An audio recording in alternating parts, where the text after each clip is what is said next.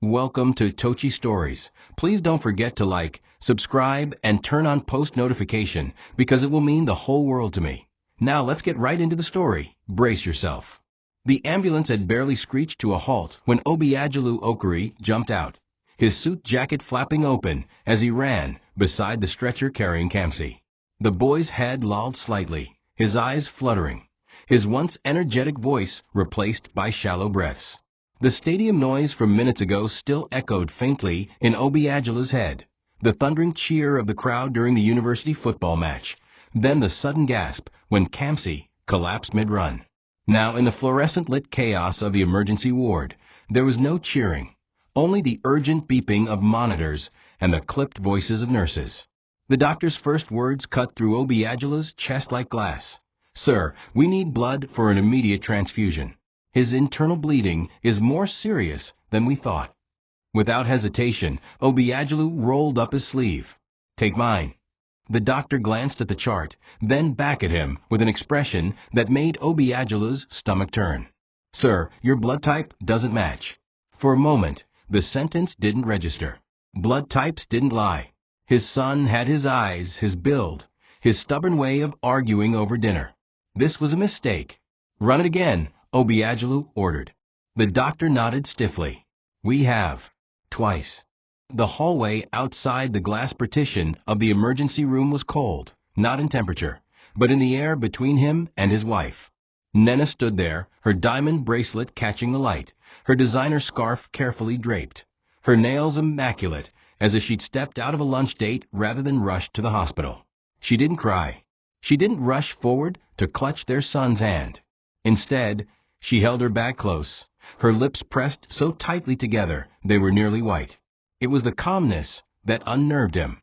A mother in this moment should be frantic, tearing at her hair, demanding the doctors do something. Instead, Nena's eyes slid away from his whenever he looked at her, like she was silently preparing for something else.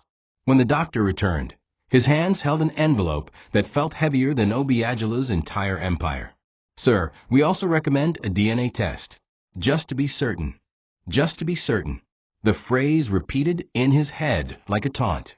He snatched the envelope and stared at the words inside, the black ink burning into his vision. Probability of paternity, 0%. It was strange how the world could keep moving when yours had just stopped. Outside, someone's phone rang, a child cried, and a nurse hurried past. But Obiagelu stood frozen, staring at his son through the glass, the boy he had raised, groomed, protected, the boy he had sacrificed sleep and peace for. Every birthday party, every school fee, every late-night pep talk before exams. Now all of it twisted into something else entirely. He turned to Nena, his voice low, trembling with both fury and disbelief. "Is there something you want to tell me?" Her eyes darted once, just once, before she schooled her face into icy defiance. "This is not the time for baseless accusations," she said smoothly, as though the last 19 years had not just been ripped apart in front of them. But Obiagelu knew. He didn't need another test, another meeting, another conversation. He had built his empire on instinct, and his instincts told him. The boy on that hospital bed was not his son. 20 years earlier, Obiagelu was not the man people feared or respected. He was a young hustler in Enugu with hands always smelling faintly of diesel and iron from the spare parts market.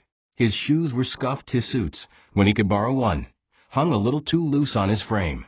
But he had Adora. She was a schoolteacher earning just enough to cover her rent and send small envelopes of money to her widowed mother in the village. Her life was simple, yet she managed to share everything she had with him. On cold evenings, she would show up at his tiny one-room apartment with food in enamel bowls, laughing as she shooed him away from the kerosene stove. "You'll burn it," she'd say, and he'd grin, because she always knew just how to season beans until it tasted like more than poverty. She wasn't just a girlfriend. She was his anchor, his reminder that love could thrive even in scarcity. She sold her gold chain once to help him cover a debt after a failed deal, brushing it off like it was nothing. "When your business grows, you'll buy me a bigger one," she joked, not knowing he would one day buy that gold for someone else. The year he met Nena, everything shifted. It was at a Lagos networking event he had almost skipped because the transport fare alone made his chest tighten. He'd borrowed a blazer from a friend, praying the seam wouldn't split. Then she walked in, Nena, with the kind of beauty that demanded attention and a presence that spoke of someone used to being admired. She was dressed in soft silk, her laughter like it had been trained in finishing school. When she spoke to him, her questions weren't about him. They were about his potential. You have ideas, she'd said, eyes sharp. But do you have the right doors opening for you? Within weeks, she was introducing him to business executives, politicians, and people he'd only ever seen on the news. She didn't cook beans in enamel bowls. She booked reservations at restaurants where the bill made his head spin. She didn't ask him to dream of tomorrow. She dangled the possibility of owning today. Adora noticed the shift before he did. She saw how his calls became shorter, his visits fewer. Once, when she stopped by his place, she noticed a faint trace of expensive perfume on his shirt, not hers. She didn't accuse him. She simply asked if they were okay. His silence was the answer. One evening, she came to bring him dinner and found him already dressed to go out, his tone clipped, his eyes avoiding hers.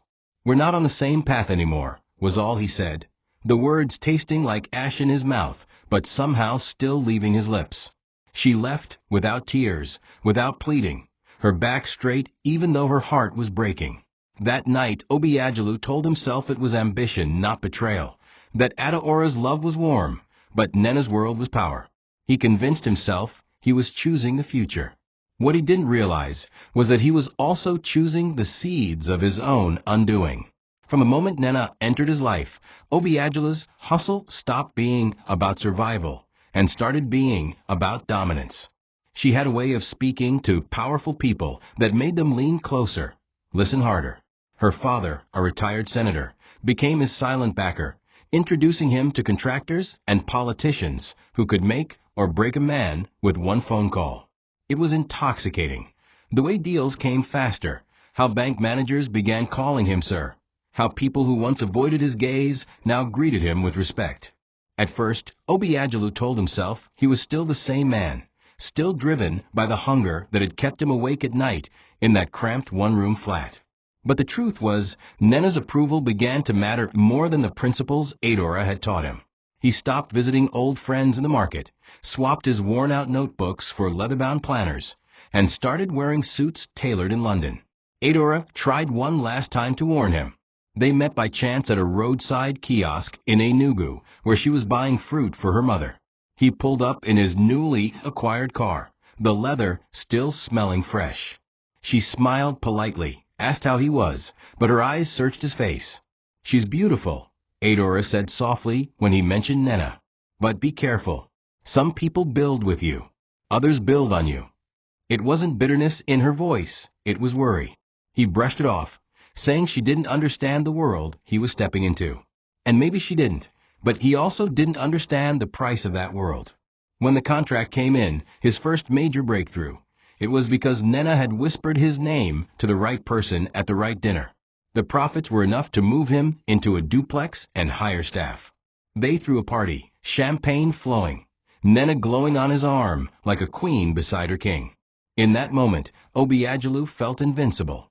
Yet somewhere in the corner of his mind, a small voice reminded him of Adora's words, and how quickly loyalty could be traded for leverage.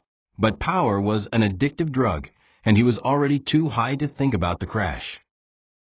The wedding was the kind of event that made society pages scream in headlines. Held in one of Lagos' most prestigious venues, it glittered with the scent of imported roses and the glow of chandeliers that looked like they had been lowered from heaven itself. Nena was radiant, her custom-made white gown trailing behind her like a river of silk, the embroidery catching the light with every step. Obiagelu stood beside her in a crisp white tuxedo, shoulders squared, chest out, the perfect image of a man who had arrived. Politicians, business magnates, and celebrities filled the hall. Every handshake felt like another rung climbed on the ladder of influence. Adora wasn't there, of course. Her absence was deliberate, a quiet erasure from the chapter of his life that Nena had already begun editing. The photographs the next day showed smiles so perfect they looked rehearsed, and maybe they were. Behind those smiles were unspoken calculations. For Obiagelu, the belief that this marriage cemented his place among Nigeria's elite. For Nena, the satisfaction of knowing she had secured a man she could shape to her advantage. From the beginning, there were small signs, subtle, almost invisible, that this marriage would not be the partnership Obiagelu imagined. Nena began rearranging his life piece by piece. She encouraged him to cut ties with those market friends who still wore dusty shoes and called him Obi instead of Sir. She dismissed his childhood home as too humble for someone of his new status and insisted they buy a mansion in Banana Island. She oversaw the hiring of staff, choosing only those who spoke polished English and knew how to serve at a formal dinner table. At first, Obiagelu didn't mind. This was the life he had dreamed of, refined, elegant, far from the clamor and sweat of the spare parts market. But in private moments, he began to notice how quickly Nena's warmth faded when there was no audience, how her smile stiffened if he mentioned anything from his past that she couldn't use for public storytelling. She didn't like being reminded that there had been a time when his shoes had holes in them. Adora, by then, had quietly left Enugu. Word reached him through an old mutual friend that she had taken a teaching position in another state. He didn't ask for more details. In his mind, her chapter was closed. But there were moments, late at night, when the mansion was silent and the city lights blinked through the window, when he would remember her laugh over a pot of beans, her hands warm on his cheek when he came home tired. He would shake it off, turning toward the sleeping figure of Nena beside him, convincing himself that love was less important than the empire he was building. Yet somewhere deep down, he already sensed that the empire was being built on shifting sand. Marriage to Nena was like being tied to a current that moved fast and expected you to keep up. Within 3 years, Obiagelu's business empire exploded in size. The small logistics contracts he once scraped for turned into multi-million naira deals with government ministries. With Nena's social connections and her father's quiet influence, his company began to win tenders without breaking a sweat. They moved seamlessly into real estate, acquiring properties in Abuja, Lagos, and Port Harcourt. Obiagelu told himself he was living proof that a man could rise from nothing to everything, and every time he stood in front of a mirror adjusting his designer cufflinks, he felt that success in his bones. But he didn't see the invisible costs. He didn't notice how his time was no longer his own, how Nena managed not just the house, but his social calendar, ensuring he attended the right dinners, shook the right hands, and kept the right company. He had traded freedom for access, and though he didn't realize it then, he had also traded trust for influence. It was during their 4th year of marriage that Kamsi was born. The moment Obiagelu saw the baby, tiny and wrapped in soft white cloth, something inside him shifted. He swore to be the kind of father his own had never been, present, protective, and determined to give his son a life without the hunger and humiliation he had known. He poured himself into fatherhood with the same intensity he gave his business. Nights of bottle feeding, afternoons of pushing strollers through manicured gardens, and weekends when he canceled meetings just to take Kamsi to the beach. To the outside world, the Okri family was perfect, a power couple with a bright, beautiful child and an empire that kept growing. In interviews, Obiagelu would mention how much fatherhood had changed him, how his son was his greatest investment. But in the shadows of that perfect picture, there was a truth only Nena carried. Kamsi was not Obiagelu's biological child.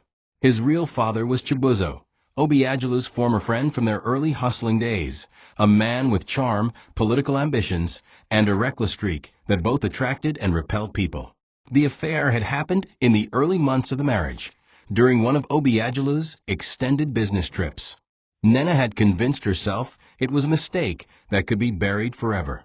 Chibuzo agreed, his ambitions requiring discretion, but their occasional late-night phone calls kept the connection alive. To her, Obiagelu's devotion to Kamsi was just another advantage, one she never intended to disrupt, so long as the truth stayed buried. From the moment Kamsi could walk, he followed Obiagelu everywhere. He sat beside him during meetings at home, scribbling on paper while his father reviewed contracts. He listened wide-eyed to stories about how the company started, how discipline and grit could turn a man from a street vendor into a CEO. To the world, Kamsi was the golden boy, well-spoken, charming, and carrying the quiet confidence of someone raised in privilege. By the time he was a teenager, he had the posture of a young man preparing to inherit an empire. Obiagelu took pride in this, often patting his shoulder at public events and introducing him as my heir. There was no room in his mind for doubt. Every time he saw Kamsi's stubborn frown during an argument, he thought, "That's my blood." Every time Kamsi scored well in school or showed leadership among his peers, Obiagelu felt that familiar swell of pride, the kind that says, "I built this." Nena encouraged this closeness, but for reasons of her own. She liked the security it gave her. As long as Kamsi remained the unquestioned heir, her position as the matriarch of the Okuri household was unshakable. But she also shielded Kamsi from certain lessons. When Obiagelu tried to push him toward more hands-on work in the company, Nena would whisper to her son that he should enjoy his youth, that there was no rush to step into responsibilities. She spoiled him in quiet ways, smoothing over mistakes, downplaying failures, and subtly teaching him that being an Okuri came with privileges others could never question. To outsiders, it was just a doting mother's care. To Kamsi, it was normal. To Obiagelu, it was invisible. He only saw the bright, promising young man who looked ready to lead one day. There were moments, though, when the father-son bond went beyond appearances. Nights when Kamsi would sit in his father's study, asking questions about life, business, and loyalty. The most important thing, Obiagelu would say, is to know who's truly with you. Without loyalty, you have nothing. Kamsi would nod, eyes earnest, not knowing how bitterly those words would one day taste. Those conversations became the thread that bound them, a thread that would fray but never completely snap, even after the truth about blood and betrayal came crashing down. And for Obiagelu, those nights were proof that no matter what the world thought, he had succeeded not just in business, but in raising a son he believed was his own. Adora had never been one to dwell on the past, but there were mornings when the smell of beans simmering on her stove brought back memories she would rather leave buried. After Obiagelu left her, she didn't crumble publicly. She carried her heartbreak like a private wound, invisible to those around her. The first few months were the hardest, going to work as a primary school teacher with a smile for the children while returning home to an empty room, the echo of his absence louder than any noise. But necessity has a way of forcing survival. She began taking extra tutoring jobs in the evenings, cooking and selling snacks on weekends, saving every naira she could. When her son Chaik was born 2 years later, the father, a brief, ill-fated relationship, vanished without a trace. Adora decided she didn't have the luxury of despair. Chaik became her reason for every early morning and late night, and over the years, she built a small but steady catering business from her modest kitchen. By the time she was in her late 30s, she had a loyal customer base, a modest shop front, and the quiet dignity of a woman who had earned every kobo she owned. Her home, a neat 2-bedroom apartment in a quiet part of town, was filled with the scent of freshly baked bread in the mornings and the sound of Chaik's laughter in the evenings. Unlike Kamsi, Chaik had no luxury cars waiting to take him to school, no designer clothes, no house staff to cater to his whims. But what he had and valued was his mother's unwavering presence and her lessons on humility, hard work, and integrity. Adora raised him to understand that life's worth wasn't measured in the size of one's bank account, but in the depth of one's character. She made him save part of his pocket money, encouraged him to help neighbors without expecting payment, and reminded him often that shortcuts in life usually led to regret. By the time he reached his late teens, Chaik was the kind of young man people trusted instinctively, respectful, disciplined, and fiercely protective of his mother. Adora didn't follow Obiagelu's life closely, but in a country where success made headlines, it was impossible not to know that he had become a billionaire, married to a glamorous woman, and raising a handsome son. She never spoke his name to Chaik. There was no bitterness in her silence, just a conscious decision not to give the past any more power than it already had. Still, in her quiet moments, she sometimes wondered if he had found what he was looking for, if the empire he had traded her for gave him the peace he once sought in her kitchen. She doubted it. Men like Obiagelu rarely stopped chasing, even when they had already outrun what truly mattered. In the Okari mansion, things appeared as flawless as ever, but the first cracks in the carefully curated image had already begun to form. Kamsi, now in his late teens, had grown accustomed to a life of privilege and the unspoken certainty that everything would one day be his.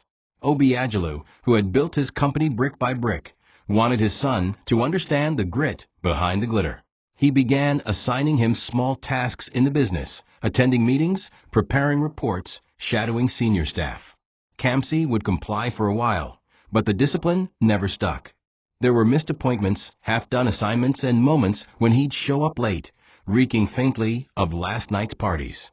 When Obiagelu confronted him, the boy would mutter apologies and promise to do better, but the pattern repeated. It wasn't laziness exactly. Kamsi was intelligent, articulate, and capable, but years of being shielded by his mother had left him without the hunger his father once knew. Nena saw no problem with this. She told Kamsi not to stress himself over small things, insisting that there was plenty of time for him to grow into the role. In private, she told him his father could be too demanding, and that he shouldn't let anyone push him into a life that didn't suit him. Her words were honeyed, but they dripped into Kamsi's mind like slow poison, creating a subtle divide between father and son. When Obiagelu tried to enforce discipline, Kamsi would retreat to his mother's comfort, where his failings were reframed as misunderstandings, and his mistakes as learning experiences. It was a kind of parenting that felt like love in the moment, but weakened a young man's backbone over time. The differences in parenting began to cause tension between husband and wife. Obiagelu wanted Kamsi to start from the ground up just as he had, even if not with the same level of hardship, at least with the same understanding of effort and accountability. Nena wanted him to step directly into a leadership role, without the grind. Their arguments about Kamsi were polite in public, but sharp in private, each seeing the other as misguided. Neither knew that beneath these surface disagreements lay a deeper truth, one that would soon turn their family into the centerpiece of a scandal powerful enough to dismantle everything they had built. Obiagelu had always been aware of the sharks that swam in business circles, the rivals who waited for an opening to drag a man down. That's why when the first whispers began, rumors of an old affair between Nena and a man from their early years, he dismissed them as jealous talk. The rumors didn't name names, but the insinuations were specific enough to sting. A rival CEO made a careless joke about how some families aren't as perfect as they look during a board dinner. Obiagelu laughed it off, but inside he felt the first ripple of unease. Still, his pride wouldn't allow him to ask Nena directly. To question her loyalty after nearly 2 decades would be to admit he had been fooled, and that was a humiliation his ego could not yet bear. The gossip, however, was not so easily silenced. A journalist friend hinted that a politician, someone from Nena's past, had been seen making veiled comments about a certain billionaire's family life at a fundraiser. The name wasn't mentioned outright, but Obiagelu didn't need it to be. The moment he heard it, a memory from years ago stirred, a memory of Chibuzo, his former friend, the kind of man who thrived on charm and secrets. He brushed it aside. After all, he had no proof, and in business, chasing shadows was a waste of time. But the seed was planted, and it began to grow in the quiet spaces of his mind. Nena, for her part, seemed untouched by the whispers. If anything, she doubled down on their public image, hosting charity luncheons, attending galas, and ensuring their photographs graced society magazines. She would place her hand on Obiagelu's arm at events, lean in to whisper something that made him smile for the cameras, all while her eyes glittered with the cool composure of a woman in control. The truth, the dangerous, devastating truth, remained locked behind her perfectly painted lips. But as the weeks went by, even Obiagelu's trusted board members began to ask quiet, cautious questions about the stability of the family brand. He still dismissed it all, but something inside him knew. Every empire falls, and when it does, it often starts from within. Chibuzo had a way of reappearing in people's lives like an unwelcome season, sudden, disruptive, and impossible to ignore. He had once been Obiagelu's closest friend, back in the days when ambition was the only thing they owned. The two had shared meals, ideas, and dreams, until success began to widen the gap between them. Chibuzo was charming, the kind of man who could turn a room in his favor with one well-placed joke. But there had always been a darkness behind his smile, a restlessness that made him gamble with other people's lives. Now, nearly 2 decades later, he had resurfaced in the political arena, holding the kind of position that made headlines. He was older, but still sharp in his suits and silver-tongued in his speeches. And in those speeches, there were subtle jabs, remarks about men who don't know the true origins of their wealth or their families, delivered with the ease of a man who knew his words would find their target. Obiagelu noticed, though he tried not to let it show. At a gala for a corporate social responsibility initiative, they came face to face for the first time in years. The air between them was cordial, but under the surface, the tension was palpable. Chibuzo smiled warmly, clasping Obiagelu's hand with both of his as if they were long-lost brothers. "You've done well for yourself," he said, his voice laced with a kind of admiration that felt like mockery. "Your boy must be a fine young man by now." The way he said it, the faint emphasis on your, was enough to make Obiagelu's grip tighten. They exchanged a few polite words before drifting apart, but the meeting left a sour taste in Obiagelu's mouth. He couldn't explain why, but he felt as though Chibuzo's eyes had followed him the entire evening. Nena, however, was visibly rattled. She tried to mask it with smiles and quick conversation, but Obiagelu caught the way her fingers trembled slightly as she adjusted her wine glass. When he asked if she was all right, she brushed it off, saying she was just tired from the event. Yet later that night, long after she thought he was asleep, Obiagelu noticed her on the balcony, phone in hand, speaking in a low tone. He couldn't hear the words, but the name Chibuzo slipped through the night air before she ended the call abruptly. Something tightened in his chest then, a small, hard knot of suspicion that refused to loosen. The events at the hospital had unfolded so quickly that Obiagelu felt as though he had been thrown into a storm without warning. One moment, Kamsi had been running across the football pitch with the agility of youth. The next, he was lying unconscious in a sterile white room, machines breathing for him. The DNA test results sat heavy in Obiagelu's hands, the words probability of paternity, 0% blurring every time he tried to read them again. He had faced corporate crises, hostile takeovers, even political interference. But nothing in his life had prepared him for the blow of realizing the son he had raised for 19 years was not his by blood. The betrayal wasn't just personal. It felt like the foundations of his entire existence had been ripped away. When he confronted Nena in the waiting area, her reaction was not what he expected. At first she laughed, a short, incredulous sound, as if dismissing the results as some kind of clerical error. But when he pressed her, demanding to know the truth, her composure cracked. "You were never here, Obiagelu," she snapped, her voice low but laced with venom. "In those early years, you were too busy chasing contracts, too busy building your empire. I was alone, and I made a mistake." A mistake. That was how she reduced 19 years of deception. He stared at her, words failing him, because he knew that what she called a mistake had been a choice she had lived with every single day, all while letting him believe a lie. For the first time in his life, Obiagelu felt powerless. The empire he had built meant nothing in this moment. The awards on his office wall, the properties in his portfolio, the connections he had fought to secure, none of them could change the fact that his marriage had been a lie, and that his son's identity had been stolen from him before it even began. He didn't know whether to feel rage toward Nena, pity for Kamsi, or contempt for himself for never questioning the narrative he'd been fed.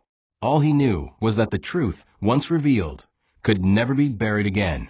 It didn't take long for Chibuzo to make his move. The day after the hospital confrontation, Obiagelu received an unmarked envelope at his office. Inside was a photograph, an old one, grainy but unmistakable. It was of Nena and Chibuzo together, arms wrapped around each other, both younger but clearly intimate. Alongside it was a short note in Chibuzo's distinctive handwriting. "You've been raising my son. Let's talk." It was a declaration of war delivered with the smugness of a man who knew he already had the upper hand. When they met privately later that evening, Chibuzo wasted no time twisting the knife. "Kamsi is mine, and you've been playing father while I watched from the sidelines," he said, leaning back in his chair like a king granting an audience. "I could go public, Obiagelu. Imagine the headlines. Imagine what it would do to your precious reputation." Chibuzo's terms were clear. Step down from his position as CEO, transfer certain business assets, and keep quiet, or the truth would explode across every media outlet in the country. Obiagelu sat in silence, his jaw clenched so tightly it ached. He had weathered many storms, but this was different. This wasn't about losing money or market share. It was about losing the image he had spent his life crafting. To the public, he was a man in control, disciplined, untouchable. To have the world discover that he had been deceived for nearly 2 decades would not only humiliate him, but weaken his grip on the empire. And Chibuzo knew it. When he returned home that night, the mansion felt colder, emptier. Nena was in the sitting room, scrolling through her phone as though nothing had happened. For a brief moment, he wondered if she had been working with Chibuzo all along, if their lives had been a long con from the very start. He didn't confront her then. The fight would come later. Instead, he went upstairs to his study, poured himself a glass of whiskey, and sat in the dark, staring at the city lights. For the first time, the power and wealth he had fought for felt meaningless. He had built his life on what he thought were unshakable foundations: loyalty, hard work, family. Now, all three had been revealed as illusions. The first leak was small, a gossip blog post hinting at a brewing paternity scandal in one of Nigeria's most prominent business families. The details were vague, but the implication was clear enough for people in high circles to start whispering names. Within 24 hours, other blogs picked it up, each adding their own exclusive details, some true, most exaggerated. By the third day, Kamsi's photograph appeared alongside headlines speculating whether he was really Obiagelu's son. The company stock began to dip as shareholders demanded explanations. Board members sent urgent emails, calling for an emergency meeting to manage the optics. Obiagelu, who had built his reputation on discipline and control, now found himself the unwilling star of a public soap opera. The humiliation was suffocating. Every glance from an employee felt like pity or curiosity. Every handshake at public events carried an unspoken question. For Kamsi, the scandal was more than just a headline. It was a personal implosion.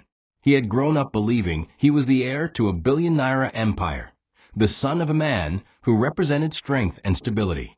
Now, that identity had been ripped away in the most public fashion possible. His friends sent awkward text messages, some trying to comfort him, others fishing for confirmation of the rumors. In the mansion, he avoided both his parents, locking himself in his room for hours, the sound of angry music spilling from behind his closed door. He felt betrayed by his mother, confused about his relationship with Obiagelu, and furious that his life, which had always felt untouchable, was now being dissected by strangers online. For the first time in his life, Kamsi understood that privilege did not protect you from pain. Nena handled the scandal with the same calculated composure she had always wielded. She gave no statements, attended no public events, and instructed the household staff to act normal. To outsiders, it looked like confidence, the poise of a woman unfazed by rumors. To Obiagelu, it was infuriating. Her silence felt less like dignity and more like arrogance, a refusal to acknowledge the devastation she had caused. At the height of his anger, he considered calling a press conference to tell the truth himself, to take control of the narrative. But something stopped him, perhaps the knowledge that once this truth was fully unleashed, there would be no going back. It was one thing to face betrayal in private. It was another to be publicly defined by it. The charity gala was the last place Obiagelu expected to see her. He had attended only because the organizers were close business partners, and skipping it would have been seen as a slight. The ballroom was a swirl of gowns, tuxedos, and champagne glasses, the kind of place where everyone smiled too brightly and spoke in polished tones. He was making polite conversation near the buffet when he heard a familiar voice, softer than he remembered, but unmistakable. Turning, he saw Adora. She was standing behind a catering table, arranging a tray of delicate pastries. Her hair was neatly wrapped in a vibrant Ankara scarf, her makeup understated, her smile calm. For a moment, time compressed, and he saw the woman who had once brought him food in enamel bowls, who had ironed his only good shirt before meetings. But she was different now. There was a steadiness in her that had nothing to do with him.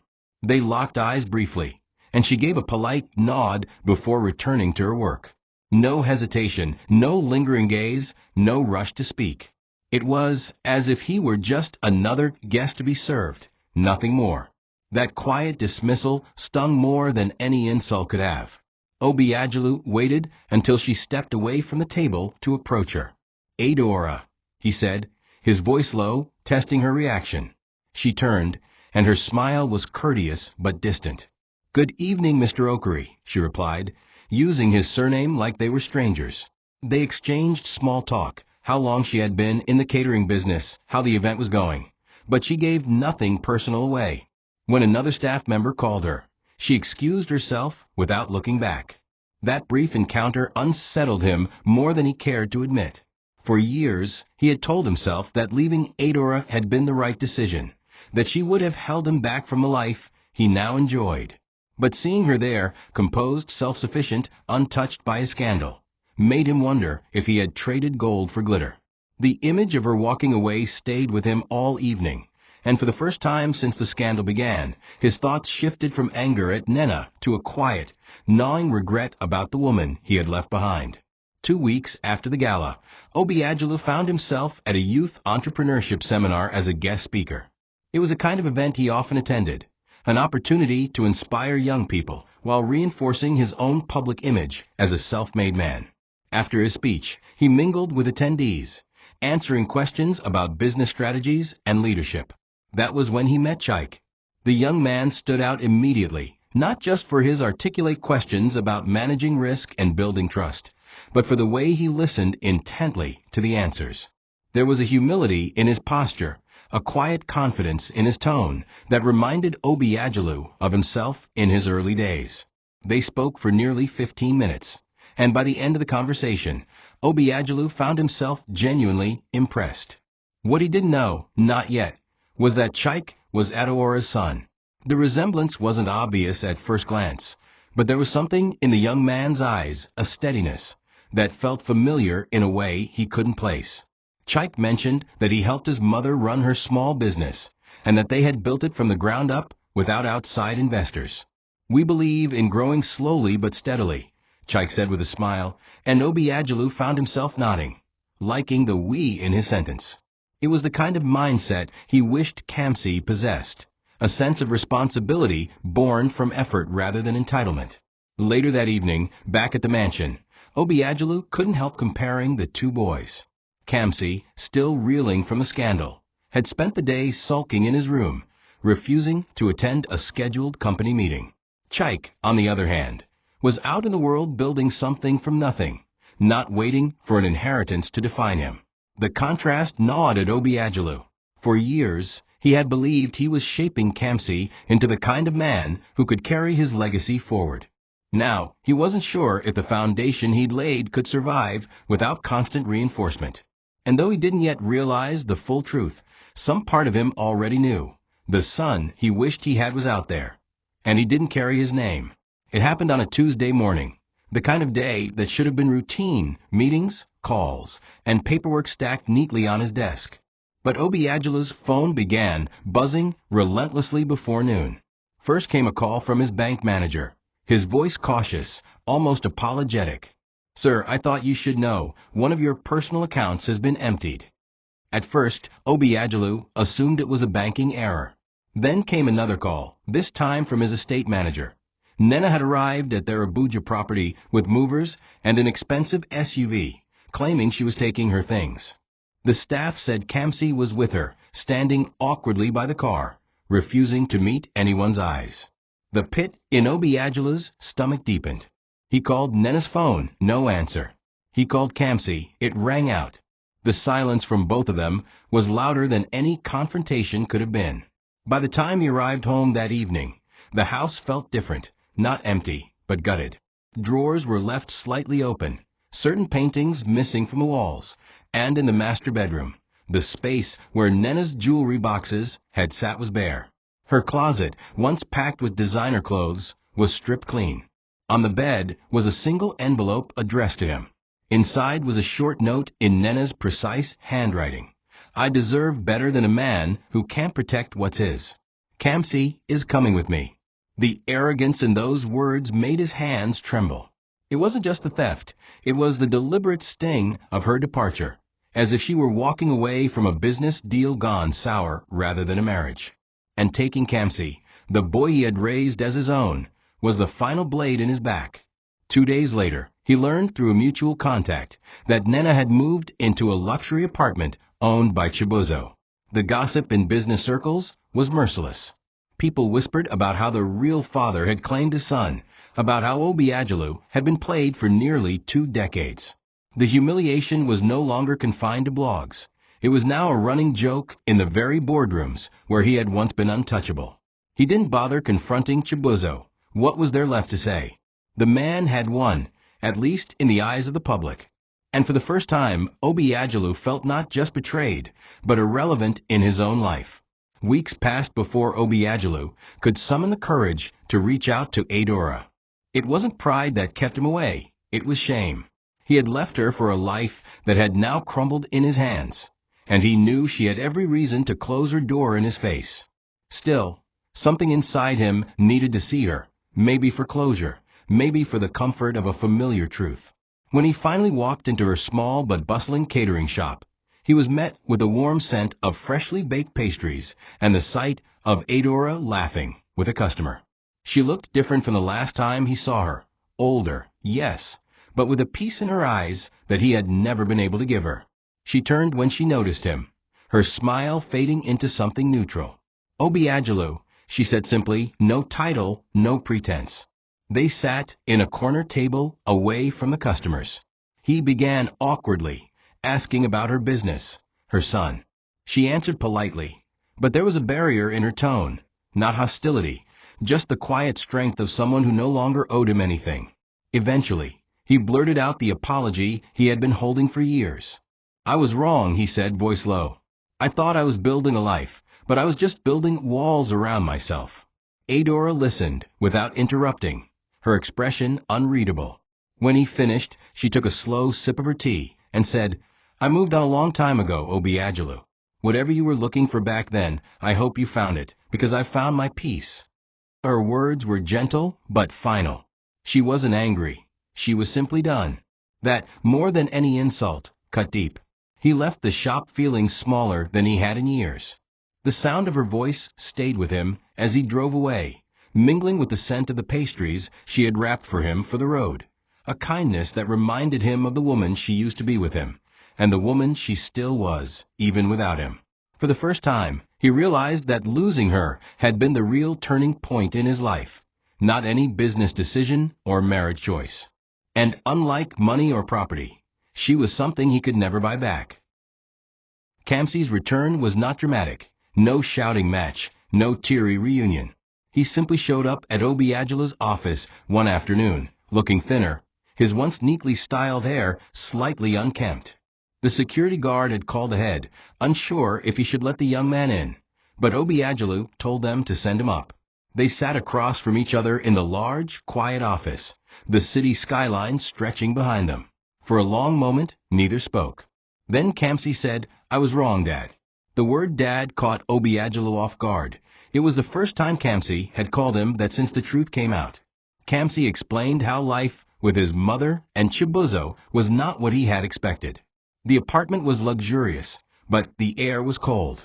Chibuzo treated him like a political accessory, parading him at events, but showing no real interest in him beyond appearances.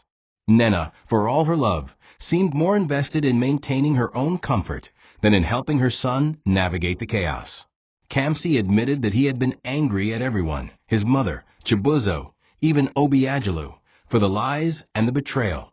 But over time, he began to see the difference between the man who raised him and the man who happened to share his DNA. You were there, he said quietly. even when I didn't deserve it, even when I didn't make it easy." His voice cracked slightly, and Obiagelu felt something loosen in his chest. They talked for hours that afternoon about the scandal, about mistakes, about the kind of man Kamsi wanted to become. It wasn't a full repair of their relationship, but it was the first honest conversation they had ever had as two men, not just as father and son. When Kamsi left, promising to visit again soon, Obiagelu sat alone in his office, staring out at the city. The scandal had taken his marriage, tarnished his reputation, and left him with a company that was still recovering. But it had also given him a kind of clarity he hadn't had in years. Blood mattered, yes, but so did the years, the sacrifices, the shared moments that shaped a person's life. Kamsi might not be his by blood, but in the ways that truly counted, he was still his son. And for the first time since the truth came out, that felt like something worth holding on to. The invitation came through a mutual friend, a small community awards night recognizing local entrepreneurs who had built businesses from scratch. Obiagelu wouldn't have attended normally, but something about the description of the honoree caught his attention. When he arrived at the modest event hall, he spotted her instantly. Adora stood at the front of the room, accepting her award with a simple grace that made every camera flash seem unnecessary. She spoke briefly, thanking her customers, her staff, and her son, who had been her greatest source of strength. Chaik stood beside her, applauding with quiet pride. As Obiagelu watched from the back, he realized that the life she had built, without political connections, without deceit, was more stable, more admirable, than the empire he had spent decades constructing on shaky ground. She didn't need to be loud to command respect. Her presence spoke for itself. After the ceremony, he approached her. This time, she didn't seem surprised to see him. They exchanged polite words, and she introduced him to Chaik. Now that he knew the young man the resemblance to her was undeniable. Shaking Chaik's hand, Obiagelu felt a pang of something he couldn't quite name, admiration mixed with regret. Here was a young man with the discipline, humility, and integrity he had always hoped to instill in Kamsi. It wasn't envy, it was the aching knowledge that this was the kind of son he might have raised, had he chosen differently years ago. He congratulated Adora sincerely, and for the first time, he didn't try to insert himself into her life. He simply listened as she spoke about her work, her plans to expand, and the joy of seeing Chaik find his own path. When he left that night, the air outside felt heavier. Driving through the quiet streets, Obiagelu thought of the nights he and Adora had once sat on a balcony, dreaming of the future over cups of Gary. Back then, he believed success would be measured in luxury cars, sprawling estates, and influence over men in high places. But watching Adora's quiet triumph made him realize that real success was having a life you didn't have to pretend to be proud of. It was building something honest, and going to bed each night without wondering when the truth would catch up to you. And that was something he had traded away without understanding the cost. The months that followed were quieter than any period Obiagelu could remember. Nena's new life with Chibuzo collapsed faster than anyone expected. When a corruption scandal hit Chibuzo's political circle, he distanced himself from her, leaving her to face the humiliation alone. The luxury apartment was sold to cover debts, and whispers in high society shifted from mocking Obiagelu to pitying her. She made no attempt to return, and he made no effort to reach out. Kamsi visited occasionally, their relationship slowly finding a fragile balance built on mutual respect rather than titles or expectations. The company survived the scandal, though smaller, leaner, and without the unquestioned dominance it once enjoyed. The empire still stood, but its king no longer sought the throne's glory. One evening, Obiagelu sat alone at the long dining table in his mansion. The place settings stretched out on either side like a reminder of a family that no longer existed under one roof. In front of him was a small framed photograph he had dug out from an old box, a picture of himself and Adora in their youth, taken on a sunny afternoon outside the one-room flat they had shared. They were laughing, faces close, the kind of happiness that didn't need an audience. He ran his thumb over the glass, wondering how differently his life might have unfolded if he had stayed with her, built his dreams brick by brick beside her instead of chasing shortcuts. He thought of the nights with Nena, when silence had felt like a wall, and of the nights with Adora, when silence had felt like peace. The house was quiet except for the faint hum of the refrigerator and the distant sounds of the city outside. Obiagelu poured himself a glass of water, not whiskey. He'd given up drinking since the scandal, finding no comfort in it anymore. He sat back, staring at the empty chairs, and felt the weight of every choice he had ever made pressing in on him. There was no grand redemption, no fairy tale reunion waiting for him. There was only the reality of the life he had built, one that looked perfect once, but had been hollow at its core. And in that silence, holding that faded photograph, he finally understood. Wealth could buy influence, comfort, and admiration, but it could never buy back the things a man had thrown away. Thank you for watching this video. What did you learn from this story? Drop it in the comments. Please make sure you like, comment, and subscribe to my YouTube channel TOCHI Stories for more.